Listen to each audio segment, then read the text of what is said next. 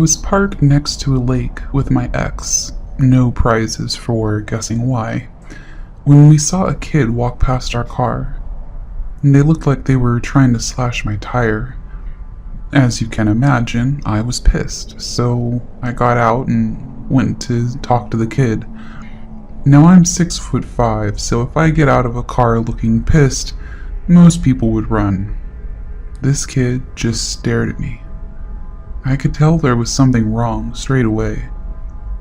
I told him to go and to leave us alone. He turned on the spot and walked up a lane past an old school, and I walked to the edge of the path to make sure he was really going. It was too late. He had already disappeared into thin air. There was nowhere he could have hidden in the space of 5 seconds, and on one side of the lane was the lake, which was fenced off with 6-foot railings. And the other side was the stone wall of the school. There weren't any trees or vegetation. He just disappeared. When I got back to my car, my girlfriend said she thought he was a little young to be doing drugs and slashing tires. When I asked why, she said, well, his pupils were very dilated, and she couldn't even see the whites of his eyes. Then I realized why his blank stare seemed off. His eyes were black, and his eyes seemed to look into me rather than at me. I'm not sure what the entity was, whether it was a ghost, though I didn't get the normal feelings I get when they're around. Nor did I feel uneasy, except for the stare and the disappearing act. It could have been a demon or a PK phenomena, but I've never really dealt with either of those before, so I wouldn't be able to tell. I feel that I should also give a little background of the place where I was. The school was an old watermill where many children lost their lives during the 1800s. The lake next to it has had many people commit suicide or drown in it over the years. I believe there was a murder in the woods, which are just behind the lake too. In hindsight, it wasn't the best makeout location, but I'm not normally afraid of the paranormal. I have a healthy respect for it, but until this incident, I've never felt uneasy.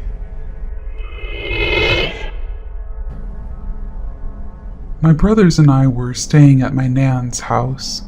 One night, from memory, this was between 12:30 and 1, there was a knocking at the door. It was rapid and woke the whole house up, although this was in part because it set the dog barking like crazy. I'm assuming that my nan was not going to answer the door at first because it was so late, but eventually she did. We heard her talking to someone for a while and the door closed. We went downstairs to see what had happened, and my nan was physically shaking. She told us that it was a young boy in a black trench coat under the age of 16. When she opened the door, he put his hand out in front of the dog's face, who immediately stopped barking. I think it's important to note here that the dog was blind and only responded to verbal cues. The boy had asked several times to come inside but refused to comment on why he wanted to. He also refused to tell her where his parents were.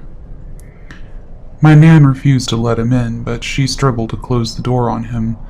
She couldn't explain why, but said that she knew she wanted to, but she had to fight to physically do it. When she looked out the window, she couldn't see him anywhere on the street. So I already posted this somewhere else, but I wanted to tell you here as well. In case you don't know, black-eyed children are an urban legend of supposed paranormal creatures that resemble children between the ages of 6 and 16. They have pale skin and black eyes. They're reportedly seen hitchhiking or panhandling, or are encountered on doorsteps of residential homes. Tales of black-eyed children have existed since the late 1990s. This happened about 3 months ago. I was driving along the road with my girlfriend, and it was about 9 or 10 p.m. on a cold night. We just pulled on parking to buy a few groceries in the market, as some girl came up to us before we got out of the car. She wasn't much older than 13 years old, and she had pigtails and a baby pink dress. She seemed harmless, yet both of us felt threatened and scared by her. It was dark, so we did notice right away the thing that stood out most from her appearance: the eyes. They were pitch black. Just looking at them made you feel scared, dizzy, hypnotized. We were still in the car when the girl said, "Let me in. Take me home." It's a child, but with black eyes. I mean, obviously I'm not gonna do that, and I locked my side of the door. My girlfriend at this point looked like she had some sort of draw to her, and she tried to make a motion to let the girl in, and she tried to convince me to let her in. The girl ran to my girlfriend's side as I was locking her side of the door too. Then she started to slam on the windows and yell to let her in. I quickly started the car and we drove off, still freaking out. When we turned around, the girl was going to the next driver that had just parked the car. We didn't do anything. We just drove back home. Immediately, we checked everything and started looking online and found out that black-eyed children are an actual thing. So if a child who has black eyes ever tries to talk to you or come near you, just go and don't look back. Who knows what could happen? Let me start by setting the stage for this encounter that happened a few years back. It was Christmas night, and I work at a decent-sized factory in New England as a security guard for the night shift. The factory was built in 1900 and is located at the end of a residential suburban street, which was common for the time.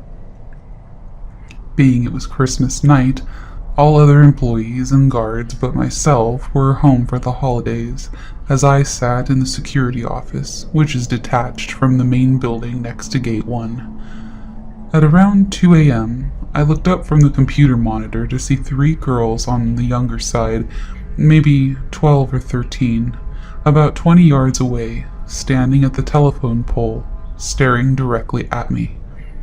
It's not uncommon to see children in the area since it's a neighborhood, but at 2 a.m. on Christmas night? Come on.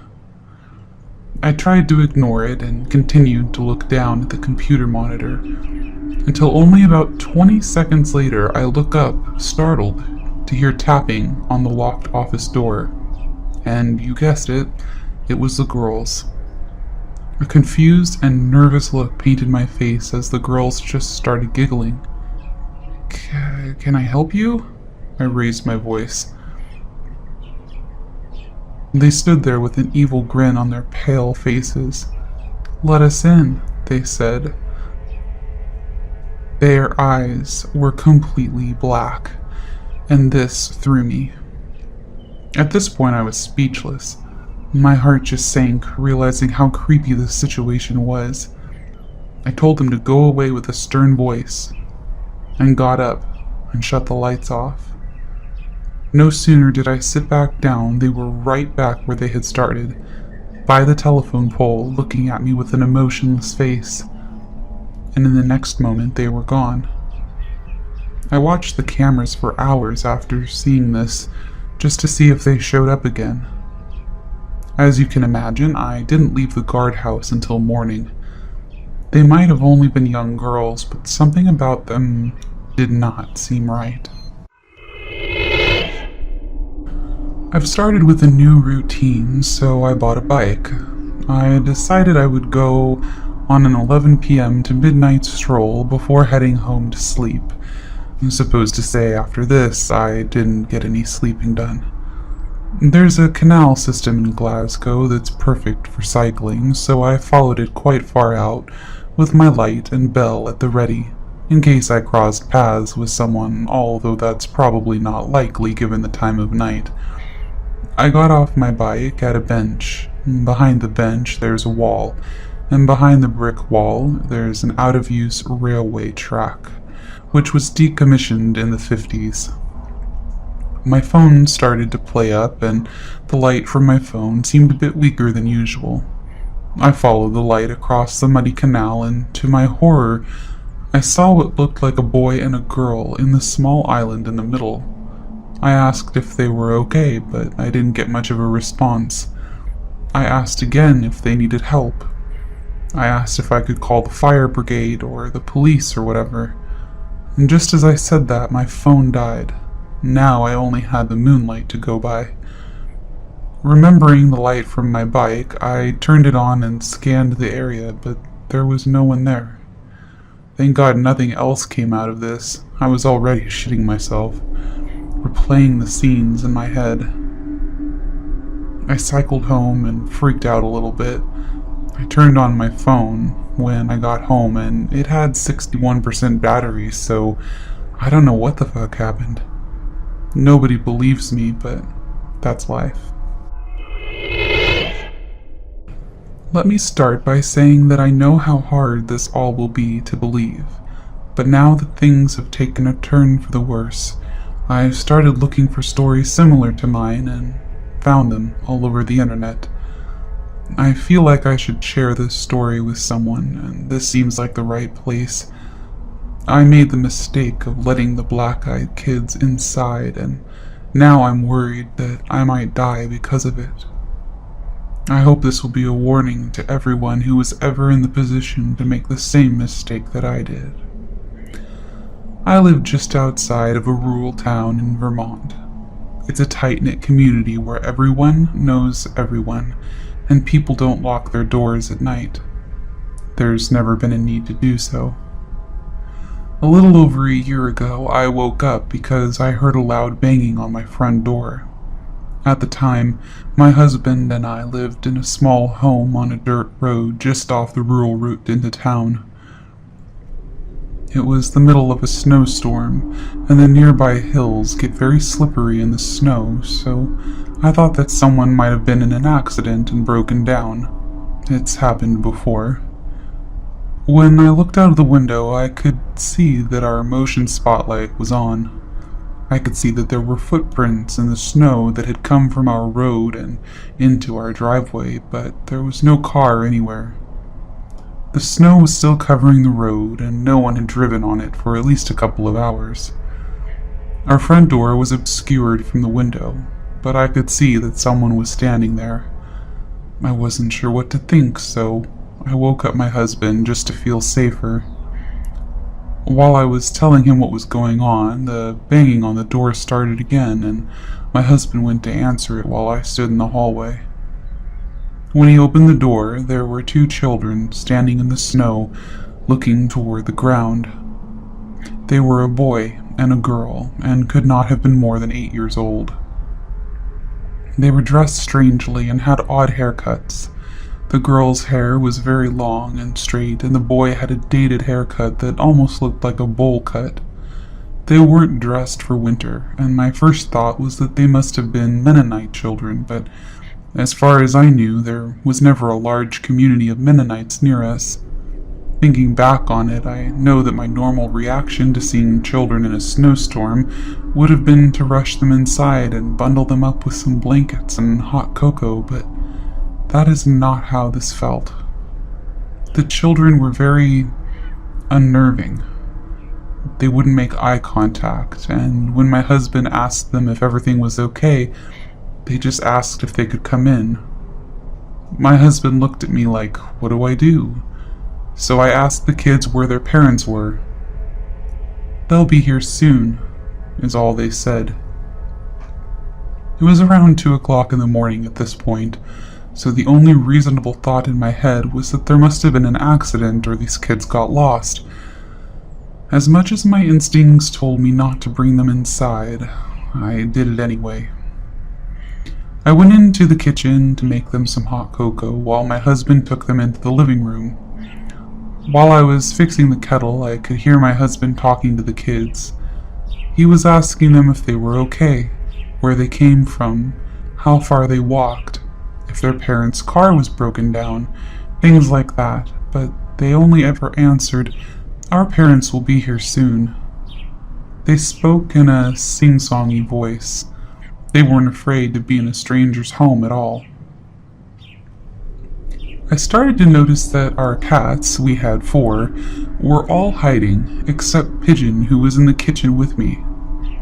Normally, our cats are very curious and friendly, and we have to be careful that they don't run out the door when we leave. This time, none of them even tried to see who was here, which I thought was very strange. All of the hair on Pigeon's neck was standing up, and his tail was puffed up while he looked into the living room.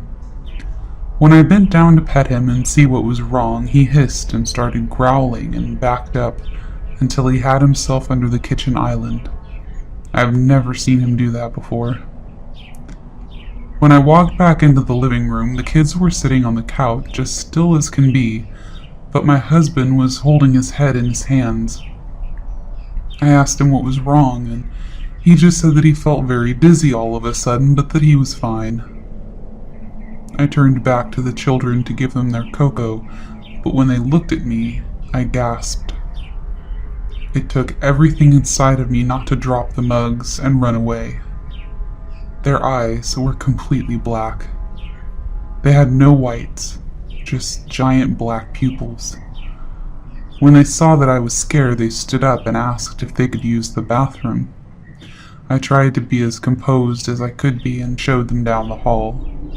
They went into the bathroom together, and I hurried back to my husband to ask him if he had seen their eyes. He had seen them too, and said that it looked like his brother's badly bruised eyes after a car accident. We were in the middle of talking about whose children they could be when my husband's nose started to bleed. He's never had a nosebleed as long as I know him. I just knew inside myself that this had something to do with the kids in the bathroom, and I started crying while I ran to get my husband some tissues. That's when the power went out. I heard my husband yell my name from the living room, and as I started to walk back through the hallway, I stopped, dead in my tracks. The 2 children were standing at the end of the hallway. They weren't moving, and I have never been so scared in my whole life. They just stood there, in the dark. After what felt like forever, the boy said, "Our parents are here," and they walked to the door, opened it, and walked out, leaving it wide open. My husband jumped up to go close it and almost fell over. We looked out the window and saw 2 men standing by a black car idling at the end of our driveway. The men looked like they were wearing black-colored suits and were very tall, at least 6 feet. When my husband waved at them, they just stared at us, got in the car, and drove off. Our power came back on about a half an hour later, but nothing was the same after that. Over the next few months, 3 of our cats went missing. We can only assume that they ran away somewhere and never came back, but the worst thing was coming home to find Pigeon in a puddle of blood on the living room floor. He looked like he'd been vomiting blood. The vet told us that he had some kind of hemorrhage. After my husband's nosebleeds became a regular occurrence, we went to see the doctor. He didn't know what to make of it other than dry nasal passages, but my husband was diagnosed with an aggressive skin cancer. When the doctor asked us if he used tanning beds, we both thought he was joking, but apparently this kind of melanoma is linked to the overuse of indoor tanning. The doctors think he will recover but don't understand how he got so bad so quickly. My husband has never worked an outdoor job and spends relatively little time in the sun. Since we let the black-eyed kids inside our home, I've also suffered from regular dizzy spells and nosebleeds on a regular basis. I've had other issues which I won't mention here, but trust me when I say that I am suddenly in the worst condition of my life, and no one can do anything about it. I know that all of this is because I let the black-eyed children into my home. We've told everyone we could about the strange kids that showed up that night, but no one else saw them, and some laughed at us at how scared we were of the Mennonite kids, but we know what we saw. I wish my husband had never opened the door, and I wish that I had never let them inside. It almost felt like a dream. I woke up to my dog, Lucy, barking. She was upright on the bed where my husband and I were sleeping with our 22-month-old daughter, staring at our door like an unknown stranger was out there rummaging around. I thought she was just freaking out over a house noise. We'd only had her for 3 months and she was still a puppy. It could have been anything. Our roommate, a creak from the house settling, the awnings moving outside in the breeze. I wasn't too concerned initially. I decided the best bet would be to open the door and show her that nothing was there. It sounds a little bit silly, but it's what we do with our daughter when she gets scared, and I figured it should work with a puppy too. I opened the door and she raced to it. She stood there, snarling. It was an angry, violent growl, one I had never heard her make before. I looked groggily at her and opened the baby gate blocking the doorway, planning to open the door and show her that everything was okay. The second my hand reached for the deadbolt, Lucy went wild. She started barking and jumped toward me, and when I touched the metal, she suddenly changed her temper. She whimpered, almost like she was afraid and backing down. As her mannerism changed, so did mine. I wasn't calm anymore. My heart was racing and sinking at the same time. I had been flooded with a mixture of fear and dread. I looked through the peephole. I can't explain why I looked, but I did. Outside were 2 kids. One was just a smidgen shorter than me and didn't look much younger. I'm 21, and she looked to be 16 or 17. She was slender and pale. Her hair was a light shade of honey blonde, and she wore it long, about mid-back, with long, thin, blunt bangs in the front that covered most of her eyes. She wore jeans, a light wash that's popular right now, and a thin-looking olive-colored pullover-style hoodie. She held the hand of a small girl who looked to be around 3 or 4, in the same style jeans and a button-down ivory cardigan. The smaller one looked at the floor shyly, but had the same shade of hair tied back in a ponytail.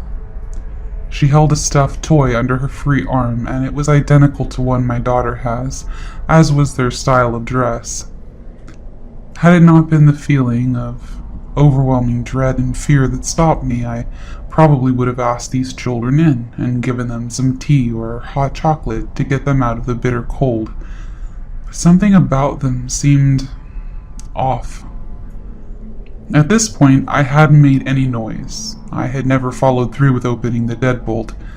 I hadn't shushed the dog or grumbled. Nothing.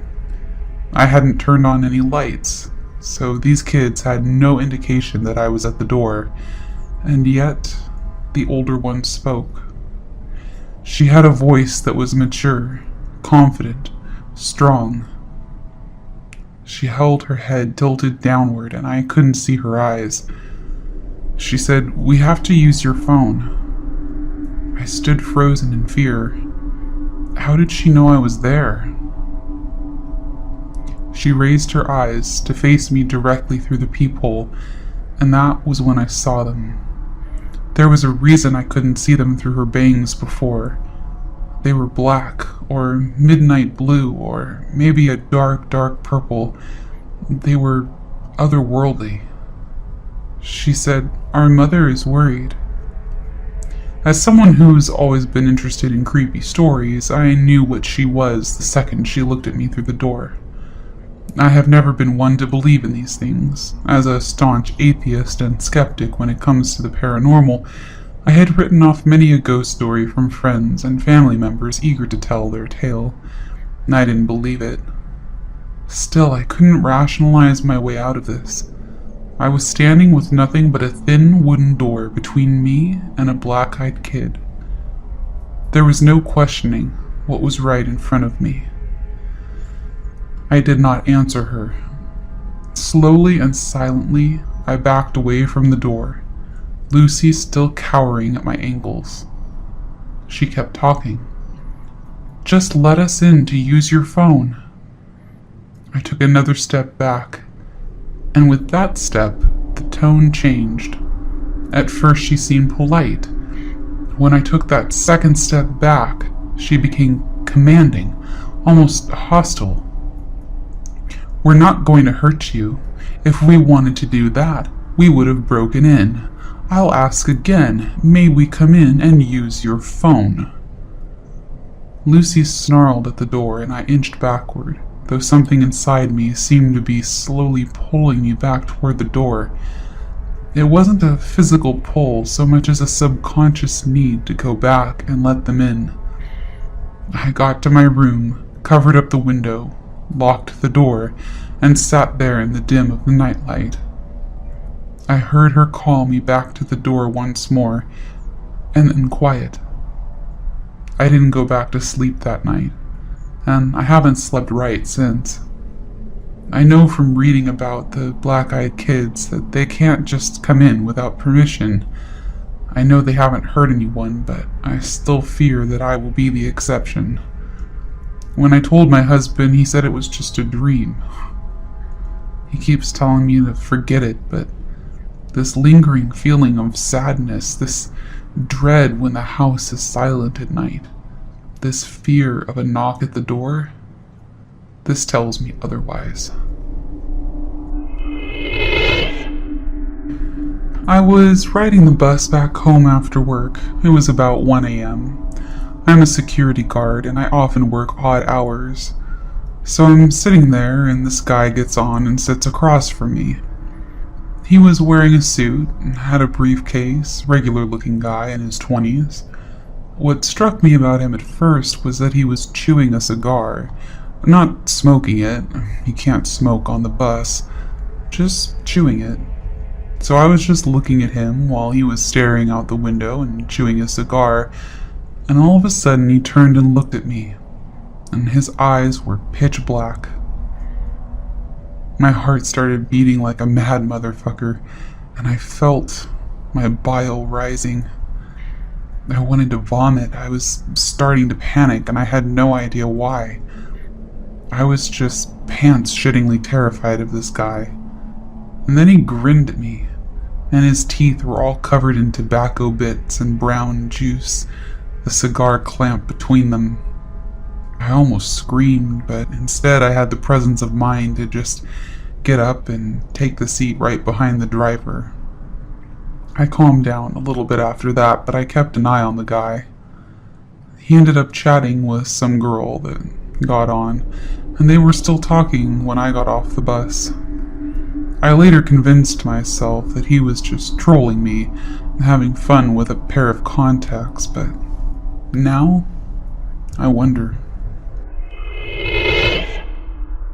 It had been a slow trick-or-treat night in our neighborhood that evening, which is pretty odd in and of itself.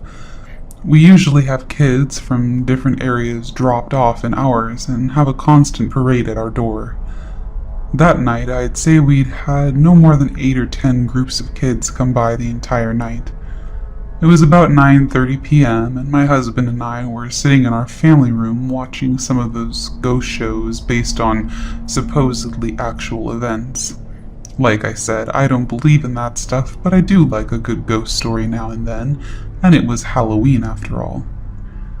We hadn't had any activity at the door in over half an hour, and it was getting late, so we decided to turn the porch light off and let our dog Chloe out of her crate.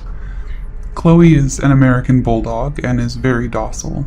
We only put her in her crate because we were afraid she'd try to get out and play with all the kids, and I didn't want to have to chase her all the way down the street. Also, we didn't want to scare any of the kids because she could look a little intimidating to the younger ones.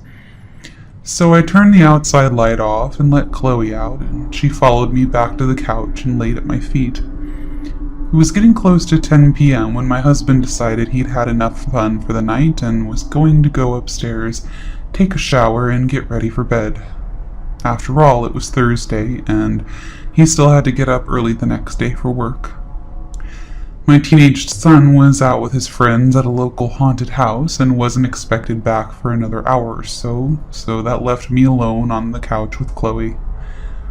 Now, just because I don't believe doesn't mean those shows don't freak me out a little bit, and being alone now, watching, I'd have to say, was kind of on edge, as it were.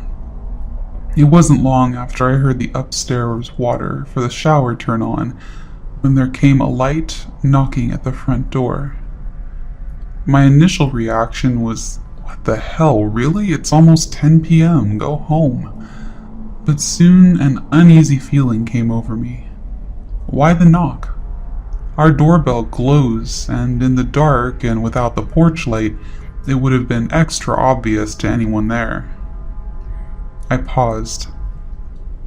I couldn't really just ignore it. Our front door has a big beveled glass panel, and anybody right at the door could see in enough to see that someone was in the family room watching TV. It would be pretty rude for me to just sit there and not answer it. The knocking came again. I glanced down at Chloe, and she was gone. My gaze followed her usual path to the front door, expecting her to be on her way there as she normally does. Nothing. She wasn't there. I stood up to look around the room and found her, crouching by the back door like she was wanting out. However, she never asks to go out like that. She always comes and licks my hand or puts her head on my knee. This was totally out of character for her, and I have to say it heightened my anxiety. "Chloe, crate," I said. She just turned back to look at me like, "Hell no, lady, I ain't moving." I yelled up to my husband, but he was already in the shower, and I knew there was no chance of him hearing me. Again, the knocking came. About that time, a car drove down our street and cast just enough light on the door to where I could see the silhouettes of two small children through the glass. I instantly felt relief. It was just some kids. Probably a couple of my neighbors on their way back home that wanted to stop by and show me their costume or something. I headed to the door and looked back to make sure Chloe wasn't going to follow. What a great watchdog, I thought to myself as she just sat there. I turned on the porch light when I got to the door, and sure enough, I could see through the glass that it was a couple of pretty small kids. A little late for such young ones, I thought, and I began to wonder about what kind of parents would let their kids run the streets that late at night.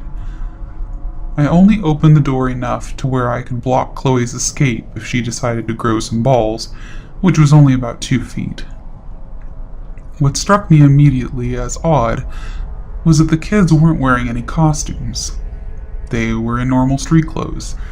Also, there was no customary trick-or-treat either. I began to feel very uneasy again. It was a girl and a boy. The girl to my left was older, I'd say maybe 11 or 12. I could tell she was blonde, but I couldn't make out any distinct features as our lights are from high above and on columns at the front of the porch, so most of the light was coming from behind them. I had not opened the door wide enough for any light from inside to hit them directly. The boy was younger and about a foot shorter, I'd say 8 or 9, and he looked to have light brown hair. The girl very politely spoke up. "Ma'am, can we please come inside and use your phone to call our mom?"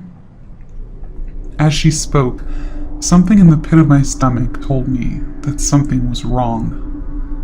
What kid, even at that age, doesn't have a cell phone of their own these days? I couldn't remember the last time I'd had anybody ask to use my home phone. Hun, don't you have a phone of your own you can call your mom on?" I asked. This was when things really got weird. Both kids turned to look at one another like they were going to speak to each other, but they never did.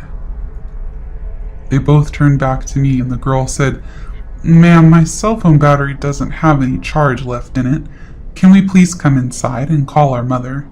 We're alone out here and my brother is scared. I have to admit there were two competing feelings going on inside me.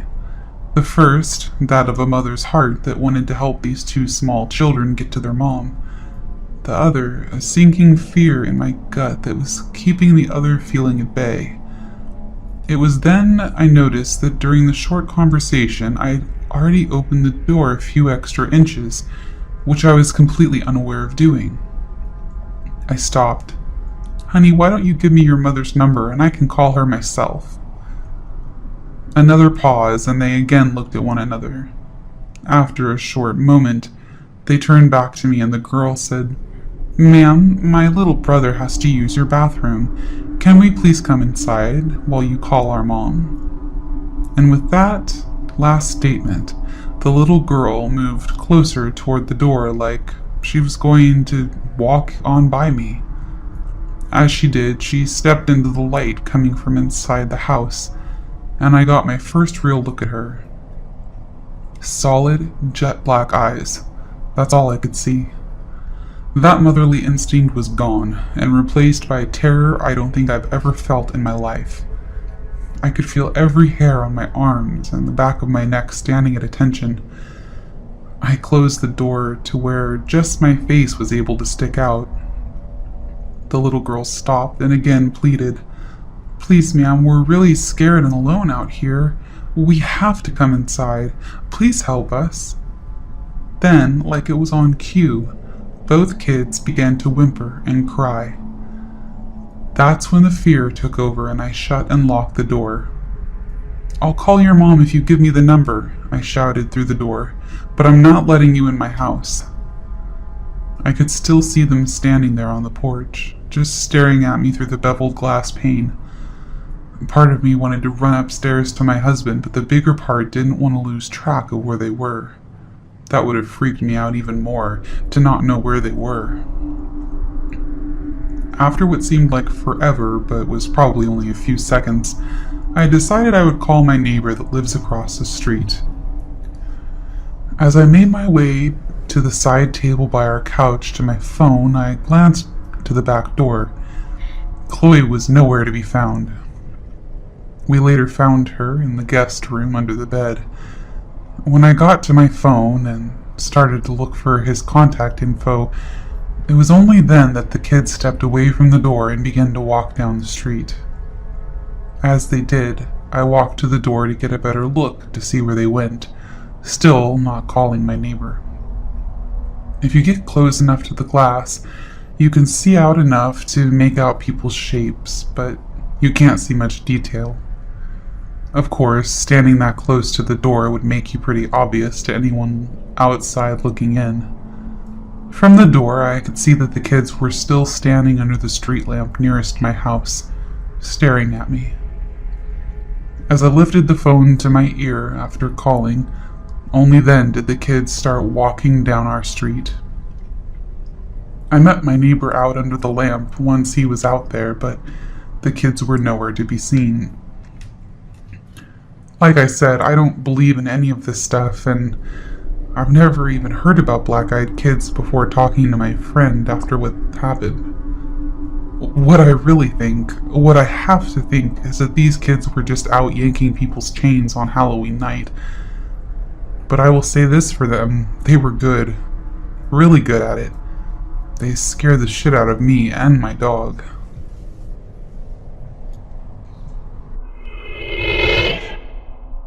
On March 17th, 2008, I had my one and only encounter with a black-eyed kid. Before my experience, I had never heard of anything having to do with black-eyed kids. I was 12. I was sitting outside of a hairdresser's in an old Chevy pickup, waiting for my mom to get her haircut. About 15 minutes had passed, and I saw some kid walking back and forth along the sidewalk in front of my parked car.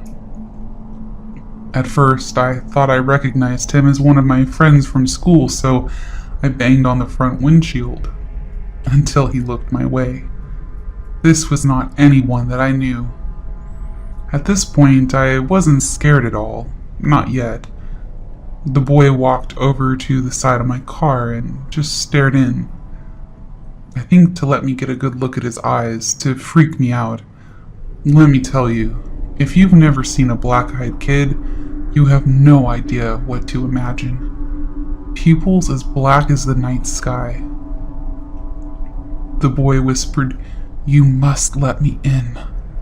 And then I locked the car doors and ducked down into the space below the seats.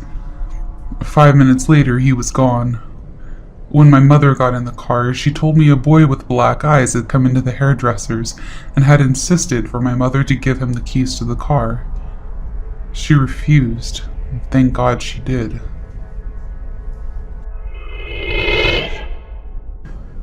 This one time, early in 2010, I was walking home from work and found myself escorting a young lady to her car.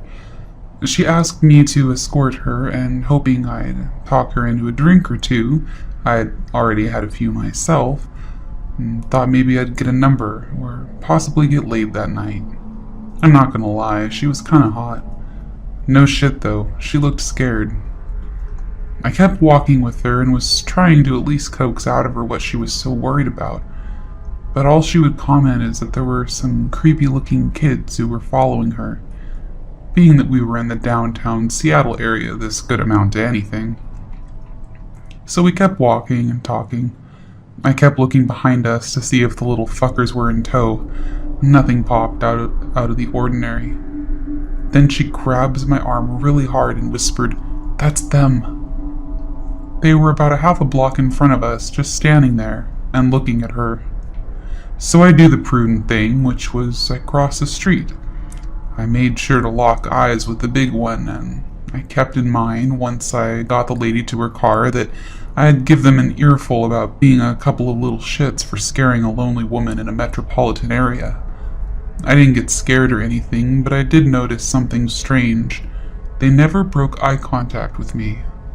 Mind you, I don't look like the kind of guy you want to fuck with. Honestly, it's an unconscious front since I'm a bit shy. My look reminds people of either a skinhead or a club bouncer. The black tanker boots and Van Dyke mixed with the above don't make me look like a people person either. People break eye contact with me constantly. These two kids didn't. And that was a red flag for me. I finally got this woman to her car, and she said thanks, and I made sure to tell her where the local police station was at. The Seattle PD West Precinct was only about 5 blocks away from where we were. I don't know what happened to her, or if they're still following her, but she was right. Those kids were creepy. This really freaked me out. Yesterday, I noticed my neighbor hadn't put out all his Halloween decorations yet. For the past 2 years that I've lived next to him, he's gone all out for Halloween. I don't know him well, he's younger, single, but I know that he's really good with kids. He loves Halloween. His brother and sister-in-law and their kids are always visiting him, and he plays with his 3 young nieces and nephews out in the yard. So anyway, I got home from work and was walking up my driveway, and I saw him outside and said something like, "Hey man, you better get your Halloween stuff up or that house up the street is gonna beat you for best decorations." He kind of smiles sheepishly and says that he's actually going to keep his house dark this year and just put candy outside. I asked if he was going out of town, but he said no. Something happened last year that really scared him. Now, I was concerned for my own safety if some weirdos were coming around our neighborhood, which is a pretty safe neighborhood with tons of young families living here, so I asked him what happened. He said last year he had his brother's family over so they could trick-or-treat in the neighborhood since they live in an apartment complex that doesn't do much for Halloween. He had a bunch of kids come to the door like always. His family took off around 10:30, and there were only a few older trick-or-treaters, but by 11:30 they were pretty much done. So he was inside watching TV and the doorbell rings. He grabs a candy bowl and heads over, noticing that it's a little past midnight, and that's pretty rude for trick-or-treaters to still be out, but Then he notices that he hasn't turned off all his decorations lights yet, so his house is still a beacon. He swings the door open and is about to yell "boo" or something to freak them out, but he stops dead when he sees the kids at the door. He said one was probably around 13 or 14 and the other was around 16 or 17, both boys. They weren't dressed up, but he remembers the older one was wearing a flannel checkered shirt. He was immediately overcome with uneasiness, like opening the door was a huge mistake. They just stared at him and noticed they had really big irises and dilated pupils. He couldn't even see the whites of their eyes, so he figured they were contact lenses. He was frozen there, holding the candy bowl, like he couldn't slam the door in their face as much as he wanted to. So he nervously tried to smile at them, hoping they would break character and ask for candy or something. The younger one said that they had gotten lost and needed to come inside and use his phone, and that was when he closed the door more than halfway on them and said, "No, sorry." The older one said something like, "Can we just wait in your house until our parents come and get us?" But by then he was convinced that his life was in danger, and these kids must be high on something or intending to rob him, and he just kept mumbling, "No, I'm sorry, good night," as he inched the door closed and locked it. He told me he was so fucking scared at that point that they were going to try to break in through one of his windows or something, but he looked through the peephole and they had turned to leave. He watched TV with the volume really low so he could hear any sounds at all, and he said that he stayed up until like 5 a.m. because he was too scared to go to bed and drop his guard. The whole time he's telling me this, I'm thinking, oh my god, this sounds so familiar, just like the black-eyed kid's urban legend. Then I thought, hey, maybe this dude's trying to scare me because, after all, he does have the Halloween spirit. So I'm looking at him incredulously, but trying not to seem too gullible. So I'm like, man, that's really crazy. Sounds like the black-eyed kids. He just looked at me blankly. The what? Is that a movie or something? And I said no, but I told him to go look it up online. Like an hour later, I get a knock on my door, and admittedly, I almost jumped out of my skin, thinking it was a demon child. It was my neighbor, and his eyes were freaking huge. He swears to me up and down that he had never heard of black-eyed kids before, and that what he read was so similar to what had happened to him. So we talked a while longer, and I told him that quite a few people probably know about that urban legend, and it's possible it was just teenagers with black scleral contacts trying to freak people out on Halloween, which would be genius, by the way. But he said the fear he felt was so primal, and came over him the second that he opened the door for them, that it just had to be something paranormal. Last night was like any other night. I was switching between listening to music and watching YouTube videos with one earbud in so I could hear my infant daughter if she cried.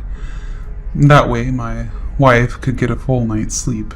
She works at 4 a.m. at the hospital every day. And that was about the time I decided to go lay down in the spare bed in the baby's room. Just as I dozed off, I heard a thumping coming from the front porch.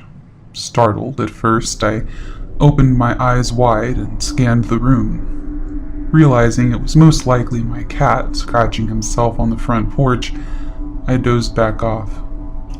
Then again, I heard the thumping. "Damn cat," I mumbled. I got out of bed to run him off the porch, only to see that he wasn't there anymore.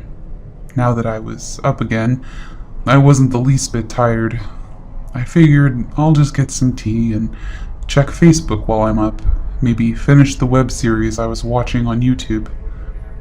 A few minutes into the video, I felt the sudden urge to look up at the kitchen window, and there they were. The tops of two short-statured people's heads cresting the stairs just above my window frame. The people were just short enough to not see in the window, but I could see out. I heard no footsteps on my porch as my stomach turned, but the knock was a steady, hollow thump. The very same thump that I had just blamed on my cat. Deciding it was best not to answer, I shut my laptop and crept by the back door up to the baby's room. I assumed it was some of the people from the housing district across the road. Maybe they were high or hiding from the cops or looking for my cousin who stays with me often and has a lot of friends over there. The last thing I needed was to try to explain to two stoners that I was trying to sleep, even though it was 2 a.m. It wasn't until I got to my daughter's room that the creepiness set in. The thump had moved from the kitchen to the bedroom windows. Both windows. A room apart, thumping in perfect time. These stoners were going to wake up my daughter if I didn't run them off now. Pissed off, I went out to the kitchen, unlocked and opened the door, ready to run around the side of the house and kick some little idiots' asses. It happened then. Standing there, looking up at me, were two 10 or 11-year-old boys. The feeling of dread and the smell of mold almost made me vomit. And then the smaller of the two spoke. "May we use your telegraph?" Huh? I just stared blankly at these boys, horrified of what I then realized. Their eyes were pitch black. He asked again to use my telegraph. There wasn't a sound to be heard. No crickets, chirping, dogs, cars, nothing. I tried to play it cool and ignore the fact that he didn't say telephone or phone or cell or anything that would have made any sense of the situation. And I calmly replied, "I don't have service at my house, sorry." The expressions on their faces turned to rage as soon as I finished my sentence. Swiftly, I shut the door and locked it as quickly as I could, and then stumbled back to protect my daughter. I picked her up from the crib and held her close. The fact that she didn't wake up freaked me out the most, but I managed to gather my senses enough to make sure she was still breathing and warm. Everything seemed okay with her.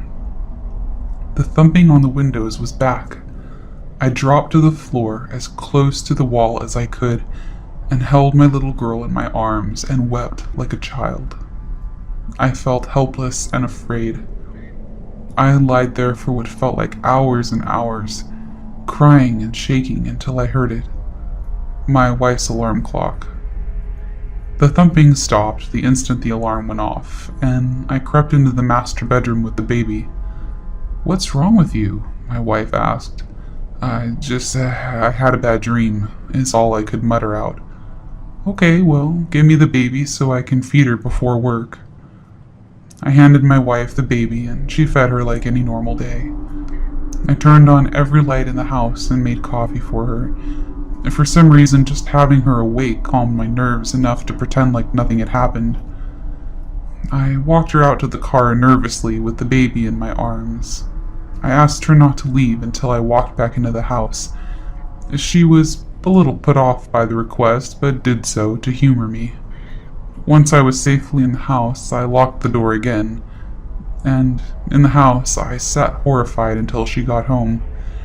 I insisted we go to the next town over and stay the weekend at my brother's house, and here I sit, horrified while she sleeps in the guest room with our daughter, wondering why they stopped when the alarm went off. I think I know the answer.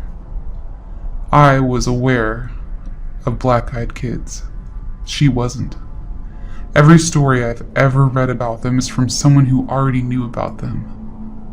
Maybe, just maybe, knowledge of them existing is the only reason they visit.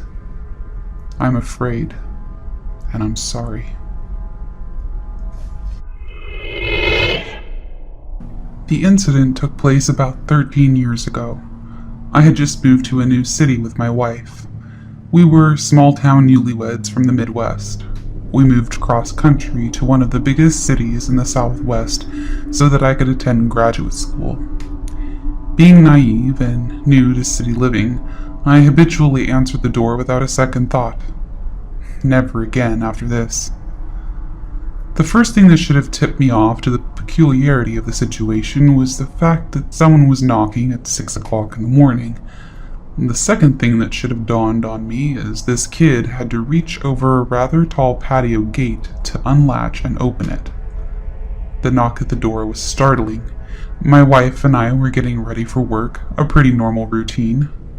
The moment I opened the door, I was overtaken with an inexplicable sense of fear. To this day, I can picture him. Teenager, average height, average build, knee-length black leather coat, short black hair, and sunglasses. The sunglasses at 6 a.m. struck me as odd, and even more odd, he was eating an apple. He was very polite and asked if he could come in and warm up. I said no, closed the door, and slid the security chain into place. A moment later, another knock. I opened the now chained door, and before I could speak, he asked again if he could come in and warm up. No, I replied, and attempted to close the door. Before the door could shut, he put his hand out, stopping the door on its hinges. He looked directly into my eyes, still wearing his sunglasses, and said, "Can I at least get some ketchup for my apple?" "Fuck that," I replied, albeit a little confused. "Get the hell out of here, my wife is calling the police." He takes a moment to let this information sink in, lowers his glasses, and reveals eyes as black as obsidian, and says, "No, you won't be calling anybody." At that moment, I forced the door closed and locked it, and called out to my wife. She's scared shitless, hiding in the bedroom. All jacked up on adrenaline, I ripped the curtains back to look out the window next to the door. He's gone. Absolutely no trace of him. I go out on the patio and check the gate. It's still latched from the inside. That was fucked up, I think to myself as I turn to enter the house, and that's when I notice a half-eaten apple lying on the ground. I'd be lying if I told you that I didn't know about black-eyed kids before this happened to me late summer last year. I definitely did. Now, in the moment, that idea never crossed my mind, but afterward, hell yes. And the thought led to all kinds of regret I realize is stupid, but I'm getting ahead of myself. Let me tell you about my neighborhood. I live in a poor part of town, a bit ghetto, a bit of the barrio, a bit of the lower economic class of a cross-section of races. It's LA. The apartment complex spans a short block. It's dusty brown like the desert we live in. It's got 2 pools, lots of little Mexican children, and for the most part a pretty friendly population. I am a destitute writer trying to make it in Hollywood, so I spend my free time writing. When this happened, I was working mostly in the mornings and afternoons. I would get home, hit the gym, and settle in for an evening in front of the computer. It's pretty common for the evenings in the summer to be chaotic around our apartment complex. Kids playing in the pool, the ice cream man pushing his cart up and down the sidewalk, women talking outside the laundry room. Hey, I do my own laundry, but I'm pretty much the only guy I see here doing it. You know, nice, low income, but pleasant. Like a mixed-race 21st century version of a 50s sitcom. And people will knock on your door, sometimes to borrow things. I cook, so neighbors pop by to find out the origins of the great aromas wafting from my kitchen window. Sometimes for a little help working on a broken-down car, but mostly it's kids selling candy bars or Christmas wrapping paper, or jittery tweakers selling magazine subscriptions, or old Mexican men selling bootleg DVDs. Lots of Jehovah's Witnesses. Because it's hot out, I leave my windows open. AC isn't cheap and I've got no money, remember? Hoping for the cross breeze. That means, though, I can't see anyone from where I sit and work. I can hear them very clearly, though, as they walk up to my door. When I hear someone knock, I answer it. Besides buying the occasional candy bar, I smile, politely decline, and wish them a nice day and send them off. No big deal. That evening it was quiet, which was strange in and of itself. I should have at least been able to hear the distant sounds of ranchero music. I heard a couple of people walk up to my door. I'm not the first apartment in my courtyard, so usually I hear the salespeople as they knock on my neighbors' doors and work their way around to me, but not this time. Whoever it was walked right up to my door and knocked. I got up to answer it, reaching for the door handle when a chill went through my body like I have never experienced, a cold tightness in my chest. I halted my hand movement toward the door handle and placed it flat on the door as if I was feeling for heat from a fire. I have a peephole on my door, but it never crossed my mind to use it. I stood there with my hand flat on the door and listened. They knocked again. I don't scare easy, and I wasn't exactly afraid, but I was having a visceral experience all over my body, a base fear reaction. Just like I could hear them, they had heard me move to the door. They knew I was inside. "Yes?" I said. "Who is it?" A boy's voice answered. "We need to use your phone." "Yeah, that's not gonna happen." I started laughing. I stress laugh when I am in pain or under pressure. They heard me laughing, and neither of us moved for about a minute or two. A really, really long minute or two. Finally, they walked away. Not to any of the other 8 doorways within 15 feet, not to ask anyone else. Just away. Before they could have gone more than a dozen yards, curiosity reasserted itself and I yanked the door open, running after them to see who it was and where they were headed. The courtyard of my complex was completely empty. Afterwards, I thought the experience fit the stories about black-eyed kids, and I kicked myself for not opening the door. I mean, coming face to face with black-eyed kids, how cool would that have been? But then I remember that feeling, my skin crawling and the certain knowledge in me at that moment. There was no way in hell I was opening that door at the time. And honestly, it's probably for the best. When I was in the Navy, I was living in a base house with some friends on Naval Base Kitsap in Washington State. One day I was driving home and it was raining. Hard. I turned onto our street and I see a boy, maybe 8 years old, standing on the sidewalk just screaming. My friends had kids, so I knew most of the neighborhood children fairly well.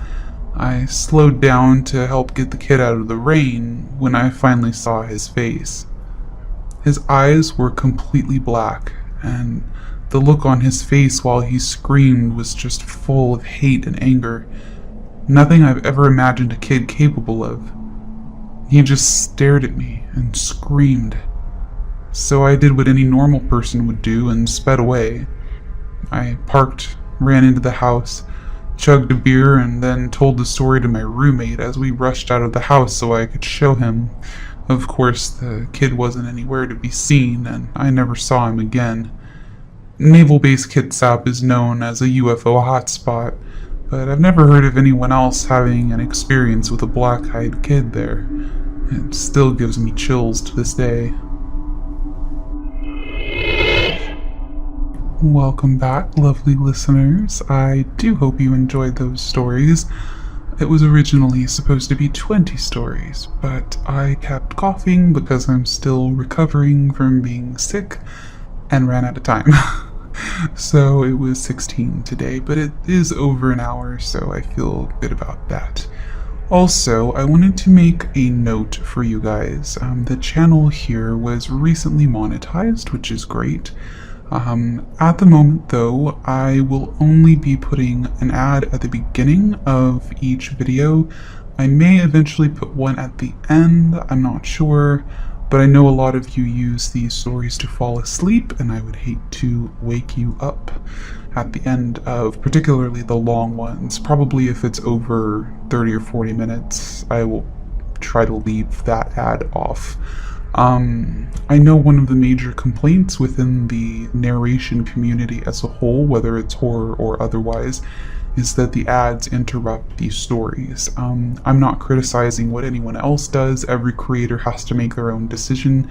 But there's 3 boxes you can click. You can say, I want an ad at the beginning, I want an ad at the end, or I want ads, throughout. And you can click all 3, but you don't get to choose, as far as I'm aware anyway. I haven't seen an option for it. You don't really get to choose how many or where those ads are placed. It's automated on YouTube's end. And I don't like that lack of control. And I also think, if I could strategically put it between stories or something, I might do that, but no. For the meantime, I would rather monetize my channel by, having stories or books to sell and things like that people can do, if they have to, or if they want to, rather than being forced to listen to an ad in the middle of, a story. Again, I know other creators choose to do that, and that's totally fine. I completely understand why people would choose to do that, but I personally just don't want to do that because I think it interrupts and takes away from the story. I have YouTube Premium or Red or Great or whatever they call it now, so I don't get ads anyway, but I've read in the comments that many other creators in all sorts of communities that can be really annoying. So yeah, there's also not a way to make sure that only silent ads like the banners and such pop up in between, so there's just no lack of control for that, and I would rather you guys be able to listen to all of the stories than to, put more ads in the middle. So for the meantime, they should all just have 1 ad at the beginning, and that should be it. Maybe 1 at the end on a couple of them, but for the most part, I'm trying to just do 1 at the beginning. And then obviously I will have prints if I have artwork displayed, or other things that if you guys feel the need to, or you want to support the channel monetarily, you can do it that way. But it's not really what I'm after. Like, obviously you want to support